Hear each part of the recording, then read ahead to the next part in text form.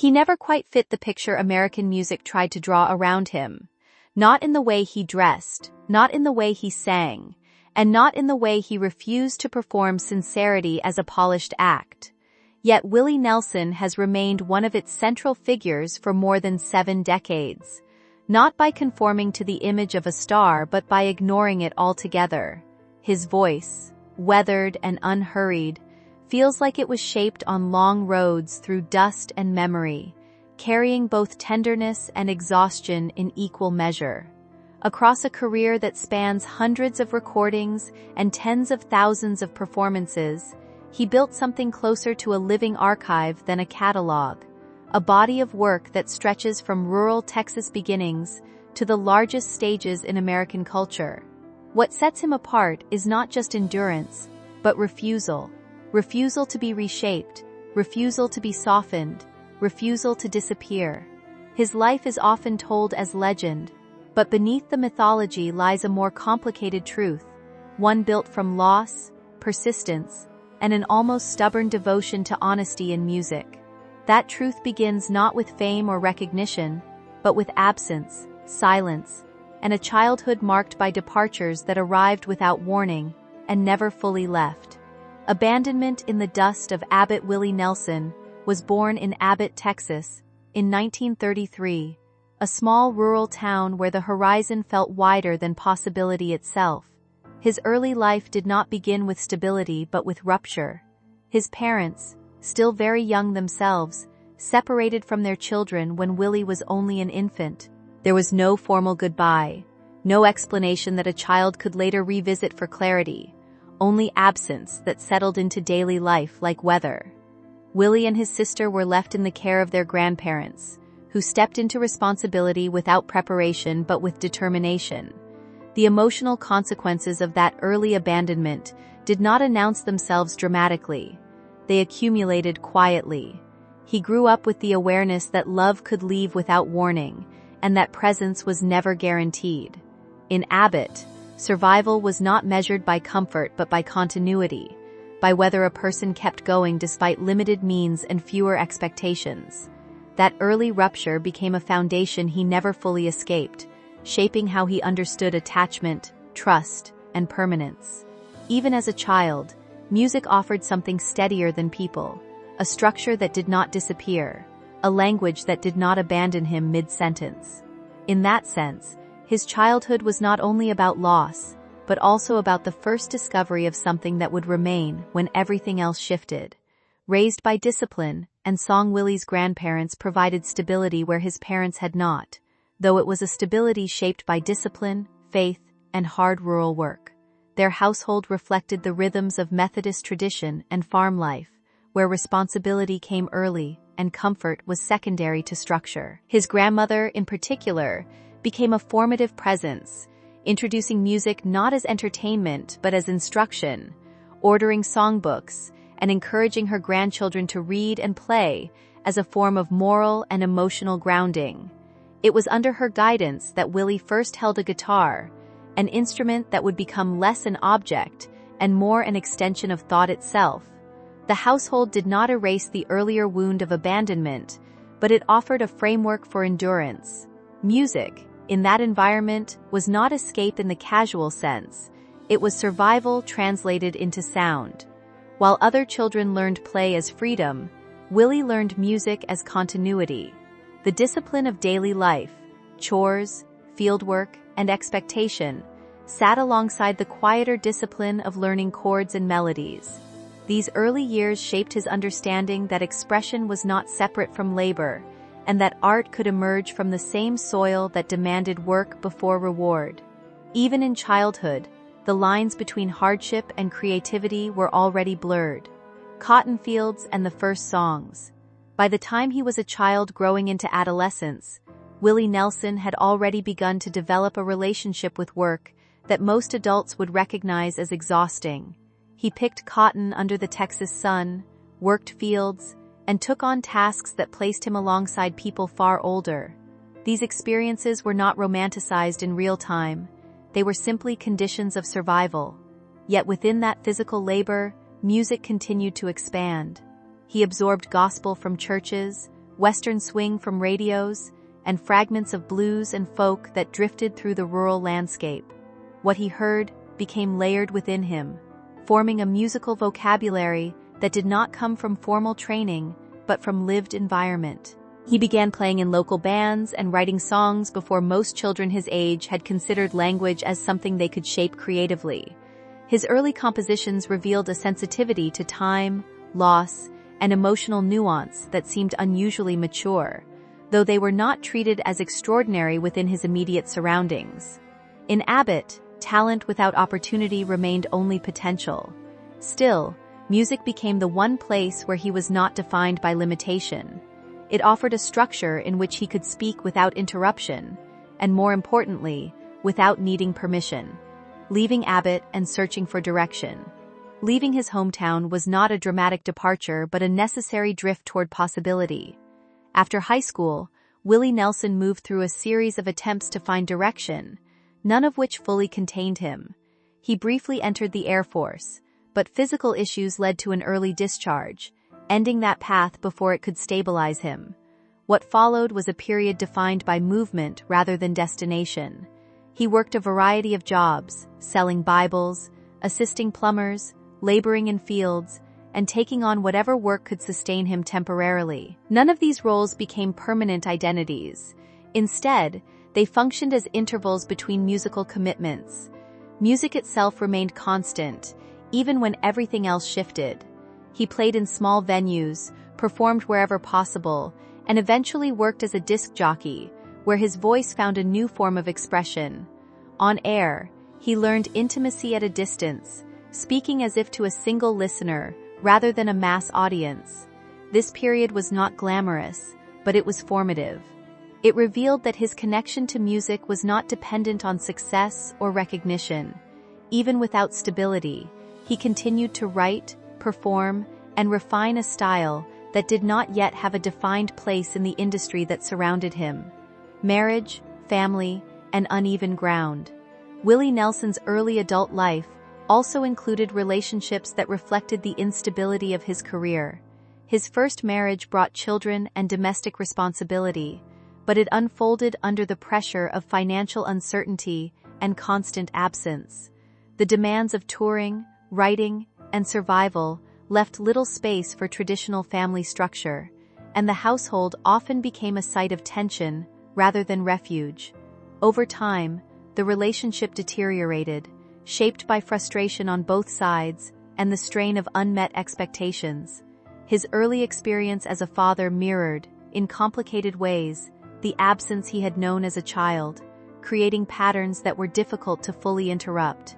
Later relationships would also reflect similar cycles of connection and separation, marked by attempts at stability that were challenged by the unpredictability of his career. These years are often simplified in retellings, but their reality was less dramatic and more persistent, a gradual erosion of equilibrium caused by competing demands. Through it all, music remained the one constant structure he could return to without negotiation.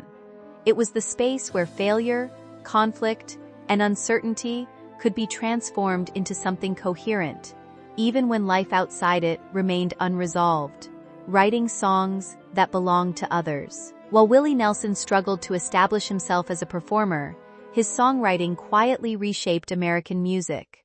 Songs he wrote began to reach other artists first, becoming hits in voices that were not his own.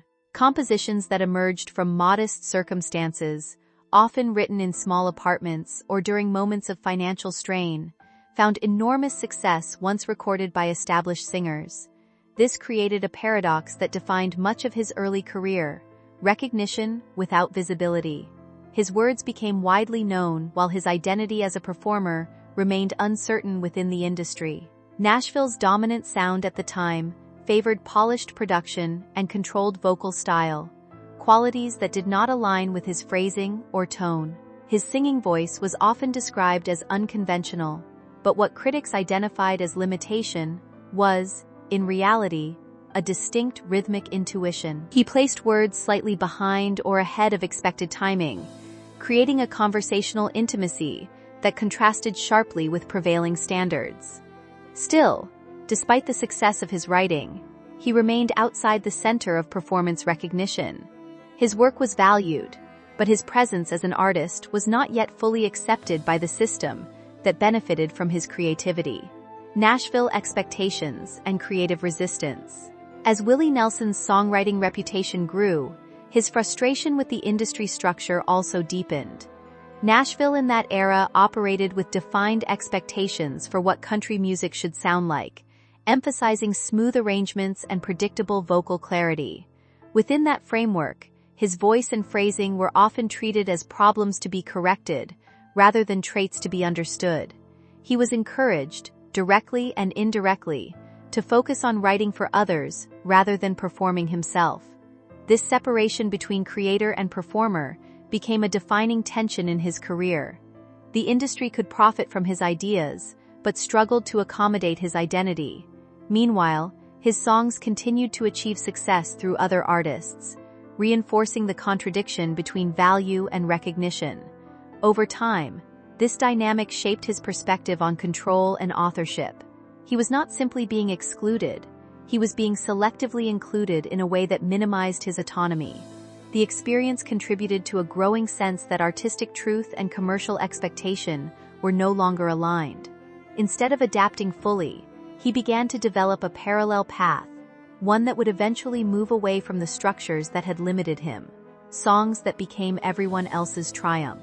By the time his compositions were widely circulating, Willie Nelson had already contributed significantly to the American songbook without receiving equivalent public recognition. Songs that originated from his pen became defining recordings for other artists, often achieving chart success and cultural permanence. These works carried emotional weight that resonated far beyond their initial recording contexts, becoming standards that would be reinterpreted across generations. Yet the financial and reputational rewards of that success rarely centered on him. The imbalance between cultural impact and personal recognition became increasingly difficult to ignore. In practical terms, he was sustaining an industry that did not yet fully acknowledge him as a central figure within it. This contradiction was not unique to him, but it was particularly stark in his case, due to the scale and longevity of his songwriting influence. Each success reinforced both his importance and his marginalization. It became clear that his role in music was already significant, even if the industry framework had not adjusted to reflect it. What remained unresolved was not talent or output, but position, where he stood in relation to the system he was helping to shape. Breaking point and the fire that changed everything. A turning point arrived not through professional recognition, but through personal collapse. A house fire destroyed much of what he had accumulated during his years in Nashville, erasing possessions and material stability in a single night. In the chaos of the event, he reacted instinctively, rushing into danger rather than away from it, driven by attachment and urgency that defied rational calculation. The loss was total, but what followed was not simply grief. It was a shift in perspective. The destruction of physical space mirrored the erosion of the life structure he had been trying to maintain within the industry. Standing amid the aftermath, there was a sense that continuation no longer required adherence to previous expectations. What had been taken could not be recovered, but what remained was clarity about direction. The fire did not create his next phase, but it removed what was preventing it. In that absence, a different approach to music and identity began to form, one less concerned with approval and more grounded in autonomy. The rupture became a threshold, separating a life defined by negotiation from one defined by self-determined artistic control, outlaw identity, and reclaimed voice. Following this period of rupture, Willie Nelson's career began to shift toward a more independent direction. He moved away from restrictive industry expectations and embraced a style that prioritized authenticity over conformity. This transition became associated with what was later recognized as the outlaw country movement, a broader cultural shift that valued artistic freedom and raw expression. Within this context, his earlier so-called limitations, his phrasing, vocal texture, and interpretive timing, became defining strengths. The very qualities that had once been criticized were now understood as central to his identity. This period marked a redefinition not only of his career but of his relationship to music itself. He was no longer primarily operating within a system that required approval. He was building an approach that required alignment with his own sense of truth. The transformation was not sudden, but cumulative, shaped by years of contradiction and persistence. What emerged was a version of his artistry that could no longer be easily separated from his personal history. Music and identity became inseparable, each reinforcing the other in a way that restructured his place in American culture. Enduring legacy beyond the myth. Willie Nelson's legacy cannot be reduced to a single narrative of success or struggle. It exists instead as a long continuum of persistence through changing cultural landscapes. Over decades, he has remained present not because he adapted to every expectation, but because he refused to abandon his own approach. His influence extends beyond recordings into the broader philosophy of artistic independence, where imperfection is not corrected but embraced as part of expression. The mythology surrounding him often emphasizes rebellion or survival, but the more accurate framing is continuity. He continued when systems failed him, when recognition lagged behind contribution, and when personal circumstances offered little stability. His story reflects not just the making of a musician, but the sustained construction of a voice that refused to disappear. In the end, his significance lies less in singular achievements than in the consistency of presence over time. He became a figure who did not simply participate in American music, but reshaped its understanding of what authenticity could sound like when left unpolished and allowed to endure.